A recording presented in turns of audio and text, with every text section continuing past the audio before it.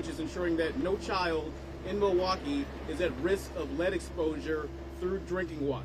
Let me say that again. Our goal is ensuring that no child in Milwaukee is at risk of lead exposure through drinking water. So thanks to investments from the federal government, thanks to investments from the local government as well, and so many dedicated staff members and contractors, Milwaukee's making some really significant progress to reduce that risk.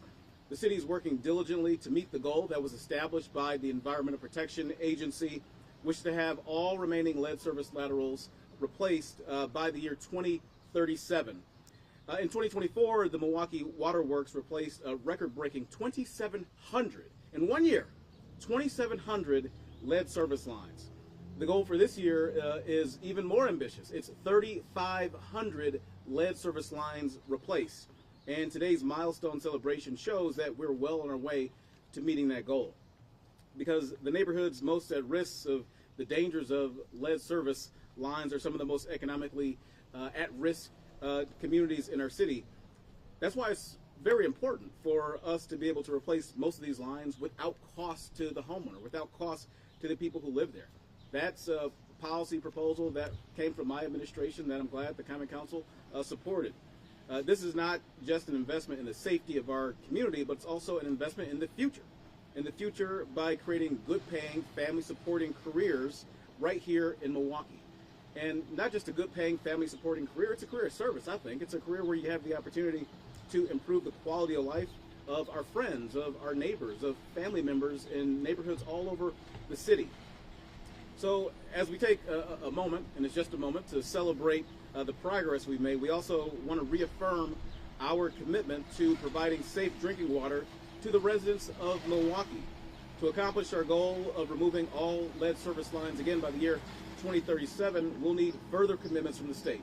We'll need further commitments from the federal government in order to fund these very necessary improvements on the ground in neighborhoods all over Milwaukee. So once again, I want to thank every person, everybody that's had something to do with reaching this milestone.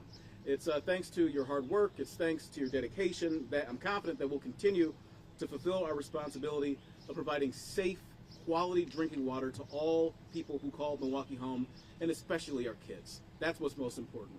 And with that, I'm going to pass the mic over to the Commissioner of the Department of Public Works, Gerald Kruschke.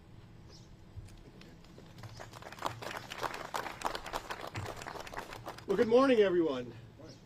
Again, I'm Gerald Kruschke. I'm the Commissioner of Public Works here at the City of Milwaukee, and I'd like to thank Mayor Johnson for the introduction, and most importantly, his leadership and continued commitment to a safer and healthier city.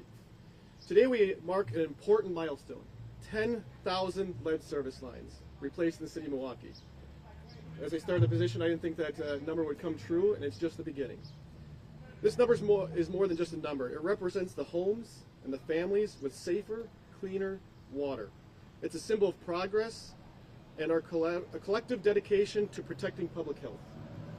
Milwaukee's a city defined by water. We sit on the shores of Lake Michigan and are intersected by 3 rivers. Water is part of our history, our identity, and our future. It's central to our economy, to our environment, and to our daily lives. And this is why this work is so critical. The Department of Public Works and Milwaukee Water Works is proud of our accelerated pace we've achieved to our mission to replace all the lead service lines in the City of Milwaukee. Just a few short years ago, in 2023, we were replacing about 1,000 lead service lines annually.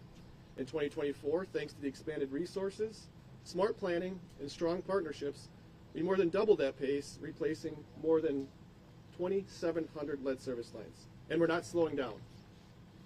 In 2025, we are budgeted to replace 3,500 lead service lines across the city. Every line we replace removes a potential risk for families that brings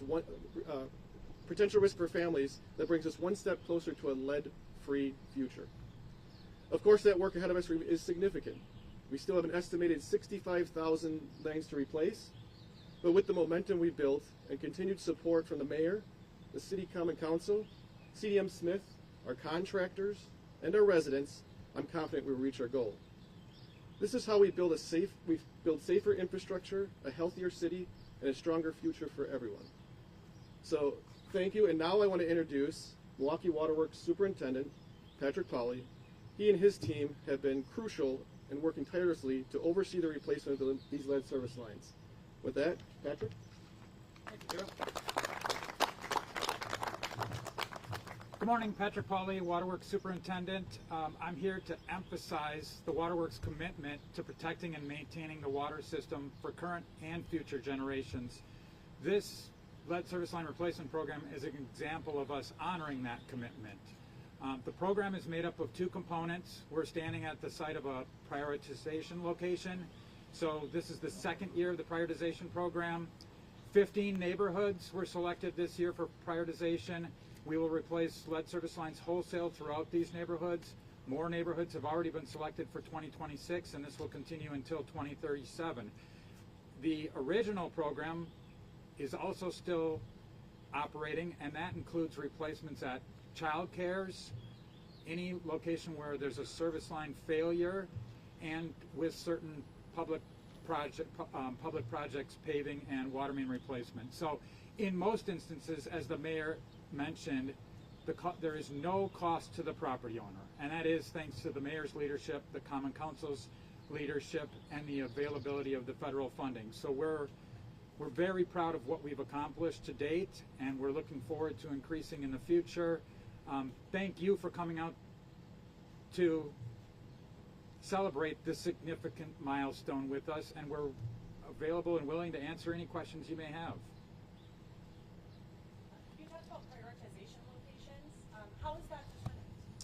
So there's three components to the prioritization. We use the Area Deprivation Index. It's a socioeconomic grade created by the UW-Madison School for Health Disparities. So that's every census block group in the city is scored based on the ADI.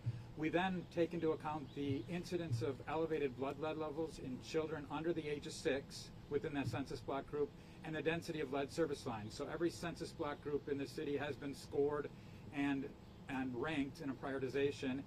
We will periodically update that, likely every 2 years, and then census block groups are selected based on that prioritization. And did you have a number of how many are kind of included in that right now? Well, the prioritization includes all remaining lead services, so all 65,000, correct? With recent federal layoffs like at the CDC, you talked about federal funding here. So is there, with the potential for a stalled federal funds, could that threaten the lead replacement project? Well, there's certainly concern related to federal funding. What we have heard to date is there's no impact on the federal funding that was allocated specifically for lead service line replacements, and that was through the President Biden's bipartisan infrastructure law. It runs from 2021 through 2026, but there's going to be federal funding available longer than 2026. So to date, what we've heard from the EPA and the DNR administers the program for the EPA and allocates the funding throughout the state, is that there has been no impact to the lead service line funding. Thank you.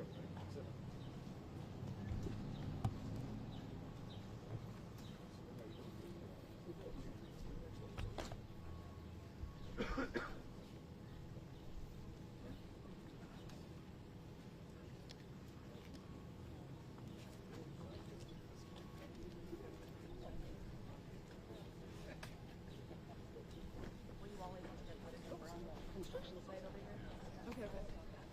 We can also take photos inside. What is there inside? They're going to set up the meter on the inside. It might be in a little bit, but if you guys have time to wait.